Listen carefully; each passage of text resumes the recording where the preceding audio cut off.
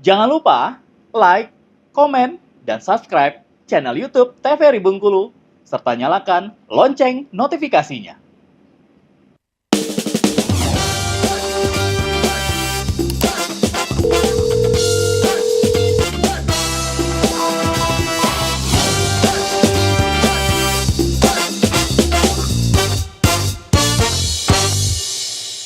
Halo pemirsa, selamat pagi. Tentunya senang sekali jumpa kembali bersama saya Karo Fahmi. Kali ini di Dokter Kita TVRI Bengkulu bersama Kita Sehat. Dan kali ini kita akan membahas satu tema mengenai sinusitis. Nah, kita akan berbincang tentunya mengenai sinusitis nantinya bersama dengan dua orang narasumber kita. Yang pertama ada Dr. Wenti dan juga Agung ya. Agung apa namanya? Saputra. Oh, Agung Saputra. Baik. Nah, pemirsa, langsung aja kita bakalan dengerin tentunya untuk penjelasan terlebih dahulu sebelum lebih lanjut mengenai apa itu yang namanya sinusitis ya. Siapa duluan nih? Saya dulu. Oke, boleh silakan Dr. Wenti. Langsung aja. Boleh. Jadi sinusitis, sebelum kita masuk ke penyakit sinusitis, kita harus tahu dulu sebenarnya sinus itu apa. Sinus itu ada di mana sebenarnya ya. Jadi sinus itu adalah rongga udara yang terdapat pada bagian padat dari tulang tengkorak. Nah, bisa dilihat nih, kalau di gambar ini, di sini di deket-deketnya yang rongga-rongga ini adalah sinus. Jadi sinus itu adalah ruang kosong yang akan berisi udara nantinya. Dan setiap manusia normalnya akan punya sinus ya. Ada 4 pasang ya. Yang pertama sinus maxillaris, sinus ethmoid, kemudian frontal dan sphenoid. Apakah sinus ini ada fungsinya? Tentu ya. Semua yang ada di tubuh kita diciptakan tentu akan memiliki fungsinya masing-masing ya. Oke. Jadi kita masuk nih. Fungsinya sinus itu apa? Sinus paranasal. Kenapa paranasal? Karena ada 4 tadi ya, paranasal. Jadi yang pertama pengatur kondisi udara. Jadi kan kita tahu nih tengkorak kita itu padat, isinya tulang kan, tulang yang keras. Jadi dikasih ruang rongga-rongga yang tujuannya akan mengisi udara di sana. Tujuannya pertama apa? Mengatur kondisi udara di tengkoraknya. Kemudian meringankan beban kepala yang berat oleh tengkorak. Lalu penahan suhu, kemudian membantu keseimbangan kepala, membantu resonansi suara. Nah, ini penting. Jadi untuk gema-gema, kalau kita berbicara, muncullah gema-gema suara. Nah, itu fungsinya dari si sinus ya. Kemudian peredam dan perubahan tekanan udara dan membantu produksi mukus. Kalau kita lihat di sini ya, ini ada frontal sinus. Kemudian yang dekat mata nih namanya sinus ethmoidalis. Kemudian yang di dekat pipi-pipi itu sinus maxillaris ya. Dekat pipi sinus maxillaris. Kemudian ada lagi ya dekat sana ya. Nih di sini juga ada sinusnya. Sinus sphenoid ya. Nah, 4 sinus ini normalnya bekerja sebagai ini tadi ya, mengatur kondisi udara, penahan suhu, keseimbangan kepala, dan resonansi suara, serta memproduksi mukus. Mukus itu fungsinya untuk sebagai filtrasi. Kalau ada namanya hidung, si sinus ini berfungsi juga sebagai melakukan penyaringan ya. Kalau hidung langsung dari silia-silianya, kalau si sinus itu memproduksi sedikit mukus atau sedikit cairan-cairan ya. Oke, nah lalu kita masuk ke sinusitis. Jadi sinusitis itu apa? Apapun yang akhirannya is, itu adalah infeksi. Maka sinusitis adalah proses infeksi atau proses peradangan pada mukosa atau pada sinus tadi ya, pada sinus paranasal. Kalau kenanya banyak, di antara 4 itu misalnya kena 3, maka multisinus. Kalau kena semuanya parasinus ya. Jadi sinusitis misalnya maxillaris yang kena, maka namanya sinus yang kena misalnya maxillaris, sinusitis maxillaris ya. Seperti itu. Jadi epidemiologinya dewasa muda lebih sering terkena ya. Nah, untuk anak-anak di bawah 7 tahun biasanya di bawah 7 atau 6 tahun belum pernah tidak akan terkena sinusitis. Karena apa? Karena proses pembentukan sinusnya belum sempurna ya.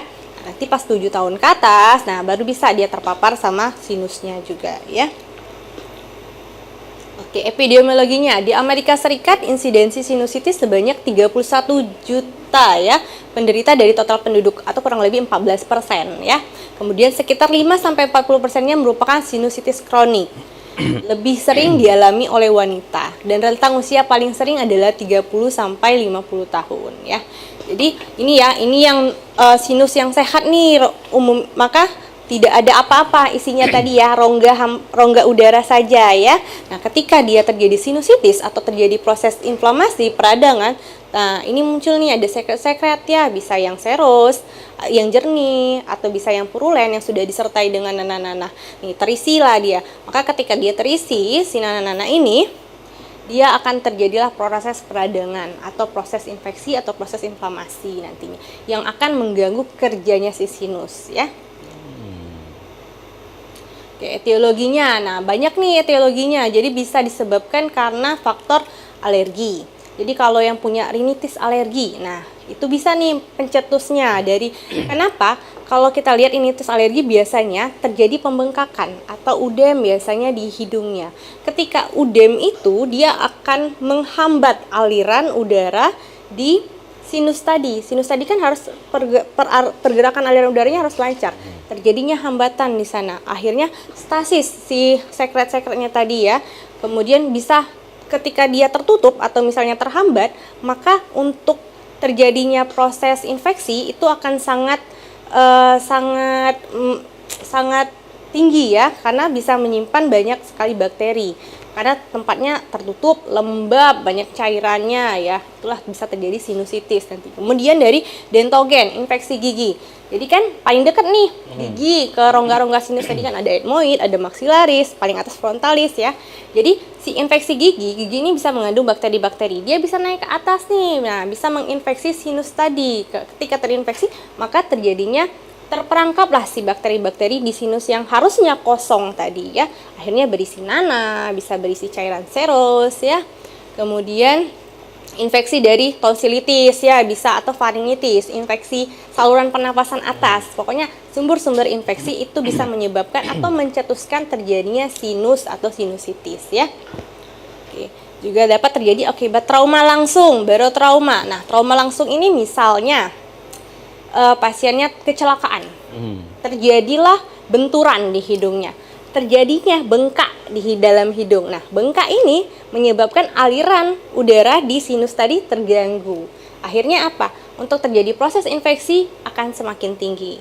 Kemudian selain trauma langsung bisa juga karena kelainan anatomi, septum deviasi, atau misalnya kita lihat hidungnya agak bengkok. Nah, ada yang bawaan lahir hidungnya agak bengkok ya, atau habis proses trauma tadi terjatuh menyebabkan posisi hidungnya bergeser. Kelainan anatomi ini akan menyebabkan penyempitan. Penyempitan itu balik lagi, aliran udara di sinus tadi akan terganggu. Akhirnya terjadi apa? Sinusitis ya. Kemudian barotrauma ini biasanya pada perenang ya, penyelam ya, diving, yang suka diving, ataupun juga seperti pramugari atau pilot ya, kalau sudah punya barotrauma dan resiko untuk sinusitisnya lebih tinggi. Jadi kalau barotraumanya lagi kumat, maka biasanya tidak disarankan untuk dilakukan diving atau penerbangan ya. Nah, ini dia etiologinya atau penyebab-penyebabnya ya. Balik lagi, sebenarnya penyebab utamanya adalah bakteri, virus, dan jamur. Nah, dari virus tadi kan dok, virus nih kok bisa jadi infeksi bakteri ya. Nah, jadi ternyata walaupun misalnya awalnya dari influenza atau common cold, jadi infeksi virus aja, karena dia terjadi infeksi virus, bengkak udemnya tadi ya, dalam hidungnya bengkak, aliran udaranya terganggu. Karena tertutupnya udara di rongga sinus, dia kan menciptakan mukus-mukus juga sedikit ya. Mukus-mukus itu tidak bisa keluar, akhirnya menciptakan suatu tempat yang menjadi sebagai sarang bakteri nantinya ya. Akhirnya tumbuhlah kuman-kuman hidup di sana. Nah, itulah dari mulai virus bisa jadi bakteri nantinya. Macam-macam ya, ada rhinovirus, ada parainfluenza, kalau bakteri streptococcus itu yang paling sering untuk tonsilitis nih biasanya ya, amandel kalau kita bilangnya ya. Kemudian staphylococcus, haemophilus influenza, jamur juga bisa, yang sariawan-sariawan ya, yang sering makan, atau anak-anak misalnya juga ya, yang makan permen atau minum susu, nggak minum air putih ya, itu juga bisa menjadi sumber infeksi yang nantinya bisa naik ke atas, bisa ke sinusitis. Klasifikasinya ya, berdasarkan waktu. Jadi ada sinusitis akut, ada subakut, ada kronis. Nah, kalau akut ini kurang dari 4 minggu. Kalau yang subakut itu 4 minggu sampai 12 minggu. Kalau yang kronis lebih dari 12 minggu atau 3 bulan lebih ya. Nah, Jadi kalau yang dari sinusitis akut biasanya gejalanya masih mirip-mirip influenza biasa. Apakah sinusitis itu bisa sembuh sendiri? Bisa. Jadi bisa. Kalau dia yang bersifat dari virus tadi ya, penyebabnya hanya dari virus dan kemudian imunitas tubuh kita bagus, kuat, maka dia itu bisa diabsorpsi. Si mukus-mukus yang terjebak tadi akhirnya bisa diabsorpsi atau diserap oleh tubuh itu sendiri. Akhirnya jadi apa? Sembuh sendiri ya. Nah, itu biasanya terjadi pada sinusitis akut. Tapi apabila dibiarkan tubuhnya sudah imunnya rendah atau misalnya sudah sakit-sakit batuk pilek makin tidak makan atau misalnya tidak ada olahraga ya, kurang minumnya, maka dia akan berlanjut ke sinusitis subakut. Nah, gejalanya juga akan semakin parah. Yang sinusitis kronis dia lebih parah lagi nantinya, bahkan bisa banyak komplikasinya ya. Mungkin nanti di akhir kita akan jelaskan apa saja komplikasi. Apakah berbahaya atau enggak? Jadi penanganannya kalau dia hanya batas akut atau subakut dan ditangani dengan tepat, maka tidak akan berbahaya ya. Tapi kalau sudah kronis bisa berbahaya, bisa menyebabkan paling fatal adalah kebutaan. Oh gitu. Kebutaan, infeksi dan lain-lainnya nanti ya. Nah, kalau orang udah pernah kena sinusitis itu akan kambuh lagi nggak sih, Dok? Bisa. Oh bisa. Bisa, karena balik lagi pencetusnya adalah infeksi bakteri ataupun virus tadi ya. Kalau PHBS-nya, perilaku hidup bersihnya, jarang cuci hidung misalnya ya, atau batuk pilek dibiarin aja, nggak ada makan minum yang bergizi ya, atau kebersihannya nggak dijaga, maka bisa akan kembali ke sinusitis. Oke, baiklah. Kita akan jeda iklan dulu, dokter. Boleh silakan duduk, nanti kita akan kembali. Baik pemirsa Dokter TVRI Bengkulu, jangan kemana-mana, tetap bersama kami di Dokter TVRI Bengkulu bersama kita sehat.